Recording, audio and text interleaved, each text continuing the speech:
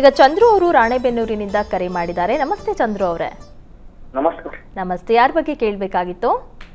ನನ್ನ ಬಗ್ಗೆ ನಿಮ್ಮ ಹುಟ್ಟಿದ ದಿನಾಂಕ, ಸಮಯ ತಿಳಿಸಿ. 1/8/1984. 1/8/1984. ಸಮಯ ಸಮಯ ಗೊತ್ತಿಲ್ಲ ಸರಿ. ಏನ್ ಪ್ರಶ್ನೆ ಇತ್ತು? ನನ್ನ ಮದುವೆ ಬಗ್ಗೆ ಕೇಳಬೇಕು. ಸರಿ, ಶಾಸ್ತ್ರಿಗಳಿದ್ದಾರೆ, ಮಾತಾಡಿ. ನಮಸ್ಕಾರ ಚಂದ್ರು ಅವರೇ. ನಮಸ್ಕಾರ. ನಮಸ್ಕಾರ. ಇದು ಡೇಟ್ ಆಫ್ ಬರ್ತ್ ಸರಿ ಇದೆಯಾ ನಿಮ್ಮದು? 1/8/84. ಅದು ಆಧಾರ್ ಕಾರ್ಡ್ನಾಗ ಹಂಗೈತ್ರಿ, ಹಿಂಗ ವೋಟಿಂಗ್ ಕಾರ್ಡ್ನಾಗೂ ಹಂಗೈತಿ. ಹೌದಾ, ಸರಿ ಆಯಿತು. ಇದ್ರ ಪ್ರಕಾರ ನೋಡಿ, ನಿಮಗೆ ಮೇ ನಂತರದಲ್ಲಿ ಅವಕಾಶ ಉಂಟಾಗುತ್ತೆ ಅನ್ನೋದನ್ನು ಸೂಚಿಸ್ತಾ ಇದೆ. ಹೀಗಾಗಿ ಮೇ ನಂತರದಲ್ಲಿ ನಿಮಗೆ ಅವಕಾಶ ಆಗುತ್ತೆ. ಅಲ್ಲಿ ಹತ್ತಿರದಲ್ಲಿ ಯಾವುದಾದ್ರು ಈಶ್ವರ ಸನ್ನಿಧಾನ ಇದ್ದರೆ ಅಲ್ಲಿ ಗಿರಿಜಾ ಕಲ್ಯಾಣ ಅಂತ ತುಂಬ ವಿಶೇಷವಾದ ಒಂದು ಫಲ ಕೊಡ್ತಕ್ಕಂಥ ಒಂದು ಪರಿಹಾರ, ಅದನ್ನು ತಾವು ಮಾಡಿಸಿ. ಅದು ಸಹಾಯ ಆಗುತ್ತೆ ನಿಮಗೆ. ಮಾಂಗಲ್ಯ ಭಾಗ್ಯವನ್ನು, ಅಂದರೆ ವಿವಾಹ ಭಾಗ್ಯವನ್ನು ಖಂಡಿತ ತಂದು ಕೊಡುತ್ತೆ. ಆ ಮಂಗಳ ರೂಪಿಣಿ ಆ ತಾಯಿ ನಿಮಗೊಂದು ಇಂಥದ್ದೊಂದು ಮನಸ್ಸಿನ ಅಭೀಷ್ಟವನ್ನು ಸಿದ್ಧಿಸ್ತಾಳೆ. ಮಾಡಿ, ಒಳ್ಳೆಯದಾಗಲಿ. ಕರೆ ಮಾಡಿದ್ದಕ್ಕಾಗಿ ಧನ್ಯವಾದಗಳು. ಇನ್ನು ಶಾಸ್ತ್ರಿಗಳೇ, ಕೊನೆಯ 3 ರಾಶಿಗಳ ಫಲಾಫಲ ಇಡೀ ವಾರ ಯಾವ ರೀತಿಯಾಗಿದೆ? ಮಕರ, ಕುಂಭ ಹಾಗೂ ಮೀನಗಳನ್ನು ಗಮನಿಸೋಣ. ಮಕರ ರಾಶಿಯವರು ಗಮನಿಸ್ಕೊಳ್ಳೋದಾದರೆ, ವಾರದ ಆದಿಯಲ್ಲಿ ಉದರ ಬಾಧೆ, ನಿಮಗೆ ಆರೋಗ್ಯದಲ್ಲಿ ಸ್ವಲ್ಪ ತೊಂದರೆ ಉಂಟಾಗುವ ಸಾಧ್ಯತೆ, ಅದು ಮಾಂದಿಯಿಂದಾಗಿ. ಮತ್ತು ಬೌದ್ಧಿಕವಾಗಿ ಕೂಡ ವಿದ್ಯಾರ್ಥಿಗಳಿಗೆ, ಹೈಯರ್ ಸ್ಟಡೀಸ್ ಮಾಡ್ತಾ ಇರ್ತಕ್ಕಂಥವ್ರಿಗೆ ಮನಸ್ಸು ಚಂಚಲವಾಗೋದು, ಬೇರೆ ಬೇರೆ ಕಡೆಗಳಲ್ಲಿ ಗಮನ ಹೊರಟೋಗೋದು, ಹೇಳಿದ ಮಾತು ಕೇಳಿಸ್ಕೊಳ್ಳದೆ ಇರತಕ್ಕಂಥದ್ದು, ಇಂಥದ್ದೆಲ್ಲ ಆಗುತ್ತೆ. ಶಾಲೆಯಲ್ಲಿ ಶೂನ್ಯವಾಗಿರೋದು, ಹೊರಗಡೆ ಆ್ಯಕ್ಟಿವ್ ಆಗಿರೋದು, ಇದು ಈ ತೊಂದರೆ ಸೂಚಿಸ್ತಾ ಇದೆ. ಸ್ವಲ್ಪ ಹುಷಾರು. ಇನ್ನು ಪ್ರಯಾಣದಲ್ಲಿ ಸ್ವಲ್ಪ ತೊಂದರೆ, ಮತ್ತು ಹಿರಿಯ ಮಿತ್ರರು, ಗೌರವಾನ್ವಿತ ಮಿತ್ರರಲ್ಲಿ ಇರ್ತಾರಲ್ಲ, ಅಂಥವರಲ್ಲಿ ಸ್ವಲ್ಪ ವಾಗ್ವಾದಗಳಾಗೋ ಸಾಧ್ಯತೆಯನ್ನು ವಾರದ ಆದಿಯಲ್ಲಿ ಗಮನಿಸ್ತೀರ. ಆದರೆ ಕೆಲಸದಲ್ಲಿ ಲಾಭ ಇದೆ. ವೃತ್ತಿ ಕೆಲಸ ಮಾಡ್ತಾ ಇರ್ತಕ್ಕಂಥವ್ರಿಗೆಲ್ಲ ತುಂಬ ಚೆನ್ನಾಗಿದೆ. ಸಂಗಾತಿಯಿಂದ ಲಾಭ ಕಾಣಲಿಕ್ಕೆ ಅವಕಾಶ ಇದೆ. ವಾರದ ಆದಿಯಲ್ಲೇ ಇಷ್ಟೆಲ್ಲ ಒಳ್ಳೆಯ ಫಲಗಳು ಇದ್ದಾವೆ. ವಾರ ಮಧ್ಯದಲ್ಲಿ ಗಮನಿಸ್ಕೊಂಡ್ರೆ ನಿಮಗೆ ಆಪ್ತರು ಸ್ವಲ್ಪ ದೂರ ಆಗ್ತಾರೆ. ಸಂಗಾತಿಯಿಂದ ಸ್ವಲ್ಪ ದೂರ ಇರತಕ್ಕಂಥ ಒಂದು ಪರಿಸ್ಥಿತಿ ನಿರ್ಮಾಣವಾಗುತ್ತೆ. ಅದು ಏನು ಭಿನ್ನಾಭಿಪ್ರಾಯಗಳಿಂದ ಅಂತಲ್ಲ, ಕೆಲಸದ ನಿಮಿತ್ತ ಆಗಬಹುದು ಅಥವಾ ಮತ್ತೊಂದು ನಿಮಿತ್ತ, ಹೀಗೆ ಅಂಥದ್ದೊಂದು ಲಕ್ಷಣ ಇದೆ. ಸ್ವಲ್ಪ ಗಂಟಲ ಬಾಧೆ ಸೂಚಿಸ್ತಾ ಇದೆ. ಮತ್ತು ಆಹಾರ ವ್ಯತ್ಯಾಸ ಮಾಡ್ಕೊಳ್ತೀರಾ, ಹಣಕಾಸಿನ ವ್ಯತ್ಯಾಸ ಆಗುತ್ತೆ ಹಿರಿಯರ ಜೊತೆಗೆ, ಅಂಥದ್ದೊಂದು ತೊಡಕನ್ನು ವಾರ ಮಧ್ಯದಲ್ಲಿ ಗಮನಿಸ್ತೀರಾ. ಮತ್ತು ವಿದ್ಯಾರ್ಥಿಗಳಿಗೆ ವಿಳಂಬತೆ, ಸೋಮಾರಿತನ ಎಲ್ಲ ಅಡರೆ ಬಿಡುತ್ತೆ. ಅದರಿಂದ ಹೊರಬರಬೇಕು ನೀವು. ಯಾಕೆಂದರೆ ಅದು ಬೌದ್ಧಿಕವಾಗಿ ನಾವು ತಗೊಳ್ಬೇಕು, ಇದು ಸೋಮಾರಿತನ ಬರ್ತಾ ಇದೆ ಅಂತ ಆಂಜನೇಯನ ಪ್ರಾರ್ಥನೆ ಮಾಡಿಕೊಳ್ಳಿ. ಅದ್ರ ಜೊತೆಗೆ ಇನ್ಯಾವುದು ಪರಿಹಾರ ಆಮೇಲೆ ಹೇಳ್ತೀನಿ. ವಾರಾಂತ್ಯದಲ್ಲಿ ಗಮನಿಸ್ಕೊಂಡ್ರೆ ನಿಮಗೆ ಯಥಾ ಪ್ರಕಾರ ಚಂದ್ರನ ಬಲ ಚೆನ್ನಾಗಿ ಬರ್ತದೆ. ಹಾಗಾಗಿ ಸಂಗಾತಿಯ ಸಹಕಾರ ಮತ್ತು ವ್ಯಾಪಾರಗಳಲ್ಲಿ ಅನುಕೂಲ. ಈ ಹಾಲು ಹೈನು ವ್ಯಾಪಾರಿಗಳಾಗಬಹುದು, ನೀರಿನ ವ್ಯಾಪಾರ ಆಗಬಹುದು, ಸ್ತ್ರೀಯರ ಉಡುಗೆ ತೊಡುಗೆ, ಇಂಥ ವ್ಯಾಪಾರದಲ್ಲೆಲ್ಲ ಬಲ ಲಾಭ ಕಾಣಲಿಕ್ಕೆ ಅವಕಾಶ ಇದೆ. ಸ್ವಲ್ಪ ಆರೋಗ್ಯ ವ್ಯತ್ಯಾಸ ಕೂಡ ಇದೆ. ಹೀಗಾಗಿ ಸ್ವಲ್ಪ ಗಮನಿಸಬೇಕು. ಆರೋಗ್ಯದ ವಿಚಾರದ ಸ್ವಲ್ಪ ಸದೃಢತೆಯನ್ನು ಇಟ್ಕೊಳ್ಳಿ. ನೀವು ಪರಿಹಾರಕ್ಕೆ ನಾನು ಆಗಲೇ ಹೇಳಿದ ಹಾಗೆ ಒಂದು ಆಂಜನೇಯನ ಪ್ರಾರ್ಥನೆಯನ್ನು, ಮತ್ತೊಂದು ದುರ್ಗಾ ಕವಚವನ್ನು, ಎರಡೂ ಹೇಳೋದ್ರಿಂದಾಗಿ, ಕೇಳಿಸ್ಕೊಳ್ಳೋದ್ರಿಂದ ಒಳ್ಳೆಯದಾಗುತ್ತೆ. ಅದನ್ನು ಮಾಡಿ. ಇನ್ನು ಮುಂದೆ ಕುಂಭರಾಶಿಯನ್ನು ಗಮನಿಸೋಣ. ಕುಂಭರಾಶಿಯವರಿಗೆ ವಾರದ ಆದಿಯಲ್ಲಿ ಪ್ರಯಾಣದಲ್ಲಿ ಸ್ವಲ್ಪ ತೊಂದರೆ ಇದೆ. ಕಾರಣ ಮಾಂದಿಯಿಂದಾಗಿ ಸ್ವಲ್ಪ ಈ ಸಿಟಿಗಳಲ್ಲಿ ಓಡಾಡೋರು ಗಮನ ಇರಬೇಕು, ಅಂಥದ್ದನ್ನು ಸೂಚಿಸ್ತಾ ಇದೆ.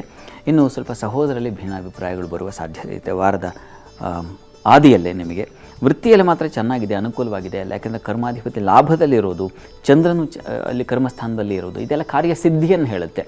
ಕೆಲಸ ಕೊಟ್ಟರೆ ಅದನ್ನು ಅಚ್ಚುಕಟ್ಟಾಗಿ ಮಾಡಿ ಮುಗಿಸ್ತಕ್ಕಂಥದ್ದು ನಿಮ್ಮ ಈಗಿನ ಬಲ. ಹೀಗಾಗಿ ಅದು ಚೆನ್ನಾಗಿದೆ, ಯೋಚನೆ ಬೇಡ. ಇನ್ನು ಬುಧನ ಒಂದು ಸಂಚಾರ ಲಾಭಕ್ಕೆ ಬರ್ತಾ ಇದ್ದಾನೆ. ಹೀಗಾಗಿ ಅದು ಕೂಡ ಬೌದ್ಧಿಕ ಲಾಭ ಇದೆ, ಚೆನ್ನಾಗಿದೆ. ಇನ್ನು ವಾರ ಮಧ್ಯದಲ್ಲಿ ಗಮನಿಸ್ಕೊಂಡ್ರೆ ನಿಮಗೆ ವೃತ್ತಿಯಲ್ಲಿ ಬಹಳ ವಿಶೇಷವಾದ ಫಲಗಳು ಸಿಗ್ತಾ ಹೋಗುತ್ತೆ, ಅದರಲ್ಲಿ ಸಂಶಯ ಇಲ್ಲ. ಸ್ವಲ್ಪ ಆಹಾರ ವ್ಯತ್ಯಾಸ ಮಾಡ್ಕೋತೀರಾ. ಮತ್ತು ಇನ್ಫೆಕ್ಷನ್, ಥ್ರೋಟ್ ಇನ್ಫೆಕ್ಷನ್ ಜೊತೆಗೆ ಈ ಮುಖದಲ್ಲಿ, ಬಾಯಲ್ಲಿ ಹುಣ್ಣಾಗೋದು, ಇಂಥದ್ದೊಂದು ಸಾಧ್ಯತೆ ಸೂಚಿಸ್ತಾ ಇದೆ. ಬಾಯಲ್ಲಿ ಈ ದಂತ, ಅಂದರೆ ಹಲ್ಲಿನ ತೊಂದರೆಗಳು, ಇನ್ಫೆಕ್ಷನ್ ಆಗೋ ಸಾಧ್ಯತೆ, ಇವುಗಳನ್ನು ಕೂಡ ಸೂಚಿಸ್ತಾ ಇದೆ. ಸ್ವಲ್ಪ ಎಚ್ಚರಿಕೆ ಇರಬೇಕು ವಾರದ ಮಧ್ಯಭಾಗದಲ್ಲಿ. ಇನ್ನು ವಾರಾಂತ್ಯದಲ್ಲಿ ಗಮನಿಸ್ಕೊಂಡ್ರೆ ಆರೋಗ್ಯ ವ್ಯತ್ಯಾಸ ಇದೆ. ಸ್ವಲ್ಪ ಅಲರ್ಜಿಗಳಾಗೋದು, ಚರ್ಮ ಅಲರ್ಜಿ ಆಗ್ತಕ್ಕಂಥದ್ದು, ಈ ಕಾಲಿನ ಬಾಧೆ ಉಂಟಾಗ್ತಕ್ಕಂಥದ್ದು, ಹೆಣ್ಣು ಮಕ್ಕಳಿಗೆ ಇಂಥದ್ದೊಂದು ಸಾಧ್ಯತೆಯನ್ನು ಸೂಚಿಸ್ತಾ ಇದೆ. ಸ್ವಲ್ಪ ಆರೋಗ್ಯದ ಕಡೆಗೆ ಎಚ್ಚರ ತಗೊಳ್ಬೇಕು. ಕಣ್ಣಿನ ಬಾಧೆಯೂ ಇದೆ, ಕಾಲಿನ ಬಾಧೆಯೂ ಇದೆ, ಇವುಗಳ ಬಗ್ಗೆ ಗಮನ ತಗೊಳ್ಳಿ. ಇನ್ನು ಪರಿಹಾರವನ್ನು ಗಮನಿಸ್ಕೊಂಡ್ರೆ ನೋಡಿ, ಒಂದು ನಾಗಕವಚವನ್ನು ಕೇಳಿಸ್ಕೊಳ್ಳಿ. ಶನೈಶ್ಚರ ಕವಚ, ಶನೈಶ್ಚರ ಪ್ರಾರ್ಥನೆ ಕೂಡ ನಿಮಗೆ ತುಂಬ ಸಹಾಯವಾಗುತ್ತೆ, ಅನುಕೂಲ ಆಗುತ್ತೆ. ಕುಂಭರಾಶಿಯವರಿಗೆ ವಾರ ಇಡೀ ಶನೈಶ್ಚರನ ಪ್ರಾರ್ಥನೆ, ಶನೈಶ್ಚರ ಕವಚ ಕೇಳಿಸ್ಕೊಳ್ಳೋದು ತುಂಬ ಒಳ್ಳೆಯದು. ಇನ್ನು ವಾರಾಂತ್ಯದಲ್ಲಿ ಗಮನಿಸ್ಕೊಂಡ್ರೆ, ಇನ್ನು ಮೀನರಾಶಿ ವಾರಾಂತ್ಯ, ಇದು ರಾಶಿ ಅಂತ್ಯ. ಮೀನರಾಶಿಯವರಿಗೆ ಸಹೋದರಲ್ಲಿ ಮನಸ್ತಾಪ, ವಾರದ ಆದಿಯಲ್ಲಿ ಸಹೋದರಲ್ಲಿ ಸ್ವಲ್ಪ ಭಿನ್ನಾಭಿಪ್ರಾಯಗಳು ಬರ್ತಕ್ಕಂಥ ಸಾಧ್ಯತೆ, ಹಣಕಾಸಿನ ವ್ಯತ್ಯಾಸ ಅದು ಕೂಡ ಸೂಚಿಸ್ತಾ ಇದೆ. ಸ್ವಲ್ಪ ಎಚ್ಚರಿಕೆ ಬೇಕು. ಮಾತು, ಹಣ ಇವುಗಳಿಂದಾಗಿ ವಾತಾವರಣವೇ ಹಾಳಾಗಿಬಿಡುತ್ತೆ. ಈ ಕಾರಣದಿಂದ ಸ್ವಲ್ಪ ಗಮನಿಸಬೇಕು. ವಾರ ಮಧ್ಯದಲ್ಲಿ ಗಮನಿಸ್ಕೊಂಡ್ರೆ ನೋಡಿ, ನಿಮಗೆ ವೃತ್ತಿಯಲ್ಲಿ ಈ ಬುಧನ ಬಲ ಬಂದುಬಿಡುತ್ತೆ. ಹೀಗಾಗಿ ಚೆನ್ನಾಗಿರ್ತದೆ, ಅನುಕೂಲ ಆಗುತ್ತೆ. ವೃತ್ತಿಯಲ್ಲಿ ಹೆಚ್ಚಿನ ಅನುಕೂಲ ಕಾಣ್ತೀರಾ. ಮಕ್ಕಳಿಂದ ಸಮಾಧಾನ ಕಾಣಲಿಕ್ಕೆ ಅವಕಾಶ ಇದೆ. ಚಂದ್ರನು ಕರ್ಮಸ್ಥಾನಕ್ಕೆ ಬರ್ತಾನೆ. ಸ್ವಲ್ಪ ಅವನು ಪಂಚಮಾಧಿಪತಿ ವೀಕ್ ಆಗಿಬಿಡ್ತಾನೆ. ಈ ಕಾರಣದಿಂದಾಗಿ ಬೌದ್ಧಿಕವಾಗಿ ನೀವು ಆಲೋಚನೆ ಮಾಡುವಾಗ ಇನ್ನೊಬ್ಬರ ಸಲಹೆ ತಗೊಳ್ಳೋದು ತುಂಬ ಒಳ್ಳೆಯದು. ಮಿತ್ರರ ಸಲಹೆ ಆಗಬಹುದು, ಬಂಧುಗಳ ಸಲಹೆ ಕೂಡ ಆಗಬಹುದು. ಅವರು ಒಳ್ಳೆಯ ರೀತಿಯಲ್ಲಿ ಸಜೆಸ್ಟ್ ಮಾಡ್ತಾನೆ, ಅನುಕೂಲ ಆಗುತ್ತೆ. ಇನ್ನು ವಾರ ಮಧ್ಯದಲ್ಲಿ ಗಮನಿಸ್ಕೊಂಡ್ರೆ ನಿಮಗೆ ಆರೋಗ್ಯ ವ್ಯತ್ಯಾಸ ಸೂಚಿಸ್ತಾ ಇದೆ. ಇನ್ಫೆಕ್ಷನ್ ಆಗೋದು, ಕಣ್ಣಿನ ಬಾಧೆ ಉಂಟಾಗ್ತಕ್ಕಂಥದ್ದು, ಚರ್ಮ ಅಲರ್ಜಿ ಉಂಟಾಗೋ ಸಾಧ್ಯತೆಯನ್ನು ಸೂಚಿಸ್ತಾ ಇದೆ. ಸ್ವಲ್ಪ ಹುಷಾರು. ವ್ಯಯ ನಷ್ಟ ಮಾಡ್ಕೊಳ್ತೀರಾ, ಕಳ್ಕೊಳ್ತೀರಾ ಹಣವನ್ನು. ಇನ್ನು ವಾರಾಂತ್ಯದಲ್ಲಿ ಸ್ವಲ್ಪ ವ್ಯಯವೂ ಇದೆ, ಲಾಭವೂ ಇದೆ. ಎರಡೂ ರೀತಿಯ ಫಲಗಳಿದ್ದಾವೆ. ಹೆಚ್ಚಿನ ತೊಡಕಿಲ್ಲ, ಆತಂಕ ಬೇಡ. ನೀವು ಆರೋಗ್ಯದ ದೃಷ್ಟಿಯಿಂದ ಸ್ವಲ್ಪ ಗಮನ ವಹಿಸಬೇಕು. ಒಂದು, ಆಹಾರ ವ್ಯತ್ಯಾಸ ಮಾಡ್ಕೋಬೇಡಿ. ಇನ್ನೊಂದು, ಈ ಅಲರ್ಜಿಗಳಾಗೋ ಸಾಧ್ಯತೆ, ಅದು ಇದು ಏನೇನೋ ಬೇಡದೇ ಇರತಕ್ಕಂಥದ್ದನ್ನು ಹಚ್ಚಿಬಿಟ್ಟು ಅದು ಅಲರ್ಜಿ ಆಗ್ತಕ್ಕಂಥ ಇವುಗಳ ಬಗ್ಗೆ ಸ್ವಲ್ಪ ಗಮನ ವಹಿಸಿ. ಇನ್ನು ಪರಿಹಾರವನ್ನು ಗಮನಿಸ್ಕೊಂಡ್ರೆ ನೀವು ನೋಡಿ, ಪ್ರಧಾನವಾದ ಏನು ತೊಡಕುಗಳು ಅಷ್ಟಾಗಿ ಇಲ್ಲ. ಹೀಗಾಗಿ ಇಷ್ಟ ದೇವತಾ ಆರಾಧನೆ ಮಾಡಿ ಅಥವಾ ಗುರು ಪ್ರಾರ್ಥನೆ ಮಾಡ್ಕೊಳ್ಳಿ. ಹೀಗಾಗಿ ಪರ್ಟಿಕ್ಯುಲರಾಗಿ ಇಂಥದ್ದೇ ಅಂತಲ್ಲ, ನರಸಿಂಹ ಕವಚ ಕೇಳಿಸ್ಕೊಂಡ್ರೆ ತುಂಬ ಒಳ್ಳೆಯದು. ಅದು ಈ ಅಲರ್ಜಿ ಇತ್ಯಾದಿ ತೊಡಕುಗಳನ್ನು ಅದರಿಂದ ಹೊರಬರಲಿಕ್ಕೆ ಅವಕಾಶ ಆಗುತ್ತೆ. ನರಸಿಂಹ ಕವಚವನ್ನು ಕೇಳಿಸ್ಕೊಳ್ಬಹುದು. ಇದರ ಜೊತೆಗೆ ಇದು 12 ರಾಶಿಗಳ ಫಲಾಫಲ ಈ ವಾರದಲ್ಲಿ. ಸರಿ ಶಾಸ್ತ್ರಿಗಳೇ, 12 ರಾಶಿಗಳ ಫಲಾಫಲ ಯಾವ ರೀತಿಯಾಗಿದೆ ಅನ್ನೋದರ ಬಗ್ಗೆ ಮಾಹಿತಿ ತಿಳಿಸ್ಕೊಟ್ರಿ. ಮತ್ತೊಬ್ರು ಕಾಲರ್ ರೆಡಿ ಇದ್ದಾರೆ. ನೇತ್ರ ಅವರು ಗದಗಿಂದ ಕರೆ ಮಾಡಿದ್ದಾರೆ. ನಮಸ್ತೆ ನೇತ್ರ ಅವರೇ. ನಮಸ್ಕಾರ ಮೇಡಮ್. ನಮಸ್ತೆ. ಯಾರ ಬಗ್ಗೆ ಕೇಳಬೇಕಾಗಿತ್ತು? ನನ್ನ ಮಗ ಅವರ ಹುಟ್ಟಿದ ದಿನಾಂಕ, ಸಮಯ ತಿಳಿಸಿ. 9/5/2005. 9/5/2005. 2005. ಸಮಯ ಬೆಳಗ್ಗೆ 7:20. ಬೆಳಗ್ಗೆ 7:20. ಹ್ಞೂ. ಏನ್ ಕೇಳಬೇಕಾಗಿತ್ತು? ಎಜುಕೇಶನ್ ಬಗ್ಗೆ ಕೇಳಬೇಕಾಗಿತ್ತು. ಸರಿ, ಶಾಸ್ತ್ರಿಗಳಿದ್ರೆ ಮಾತಾಡಿ. ನಮಸ್ಕಾರ ನೇತ್ರ ಅವರೇ. ನಮಸ್ಕಾರ ಸರ್. ನಮಸ್ಕಾರ. ಇವರ ಎಜುಕೇಷನ್ ಬಗ್ಗೆ ಕೇಳಬೇಕಿತ್ತು ಅಲ್ವಾ? ನೋಡಿ, ಈಗ ಇವರಿಗೆ ಕುಜ ದಶೆಯಲ್ಲಿ ಶುಕ್ರನ ಭುಕ್ತಿ ನಡೀತಾ ಇದೆ. ನೋಡಿ, ಶುಕ್ರ ವಿದ್ಯಾಧಿಪತಿ, ಅವನು ಶುಕ್ರ ಏನು ಲಗ್ನದ ಅಧಿಪತಿ. ಹೀಗಾಗಿ ತುಂಬ ಚೆನ್ನಾಗಿದೆ.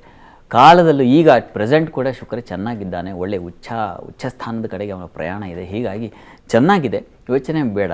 ಅಲ್ಲಿ ಪಂಚಮ ಸ್ಥಾನದಲ್ಲಿ ಗುರು ಇದ್ದಾನಲ್ಲ, ಒಳ್ಳೆ ಬುದ್ಧಿಶಕ್ತಿಯೂ ಇದೆ ಇವರಿಗೆ. ಅಲ್ಲಿ ಕೇತುವು ಸೇರಿದ್ದಾನೆ. ಈ ಕಾರಣದಿಂದ ಸ್ವಲ್ಪ ಗಣಪತಿ ಪ್ರಾರ್ಥನೆ ಮಾಡಿಕೊಂಡ್ರೆ ಹೈಯರ್ ಸ್ಟಡೀಸ್ ತುಂಬ ಚೆನ್ನಾಗಾಗುತ್ತೆ. ಹೀಗಾಗಿ ಹತ್ತಿರದಲ್ಲಿ ಯಾವುದಾದ್ರು ಗಣಪತಿ ಸನ್ನಿಧಾನ ಇದ್ದರೆ ಗಣಪತಿಗೆ ಜೇನಿನ ಅಭಿಷೇಕ ಮಾಡಿಸಿ ಸ್ವಲ್ಪ ಪ್ರಸಾದ ತಿನ್ನಿಸಿ, ಅದು ತುಂಬ ಸಹಾಯವಾಗುತ್ತೆ. ಚೆನ್ನಾಗಿ ಓದ್ತಾರೆ, ಚೆನ್ನಾಗಿದೆ. ಒಳ್ಳೆ ಎಜುಕೇಷನ್ ಆಗಿ ಒಳ್ಳೆ ಸ್ಥಾನಕ್ಕೂ ಹೋಗ್ತಾರೆ, ಒಳ್ಳೆ ಕೆಲಸವೂ ಸಿಗುತ್ತೆ. ಯೋಚನೆ ಮಾಡಬೇಡಿ, ಧೈರ್ಯವಾಗಿರಿ. ಒಳ್ಳೆಯದಾಗಲಿ. ಕರೆ ಮಾಡಿದ್ದಕ್ಕಾಗಿ ಧನ್ಯವಾದಗಳು. ಇನ್ನು ವೀಕ್ಷಕರೇ, ನೀವು ಸಹ ಕಾರ್ಯಕ್ರಮಕ್ಕೆ ಕರೆ ಮಾಡಿ ನಿಮ್ಮ ಸಮಸ್ಯೆಗಳಿಗೆ ಪರಿಹಾರವನ್ನು ಕಂಡುಕೊಳ್ಬಹುದು. ಇನ್ನು ಮುಂದಿನ ಹಂತದಲ್ಲಿ ಕೆಟ್ಟ ಕನಸುಗಳೇನಾದರೂ ಬೀಳ್ತಾ ಇದ್ರೆ, ಕಣ್ಣು ಅದರುವಂತಹ ಸಮಸ್ಯೆಗಳಿದ್ರೆ, ಅದಕ್ಕೆ ಯಾವ ರೀತಿಯಾದಂತಹ ಯಾವ ಮಂತ್ರವನ್ನ ಹೇಳೋ ಮೂಲಕ ಪರಿಹಾರವನ್ನ ಕಂಡುಕೊಳ್ಬಹುದು ಅನ್ನೋದಕ್ಕೆ ಸಂಬಂಧಪಟ್ಟ ಮಾಹಿತಿಯನ್ನು ತಿಳಿಸಿಕೊಡಲಾಗುತ್ತೆ.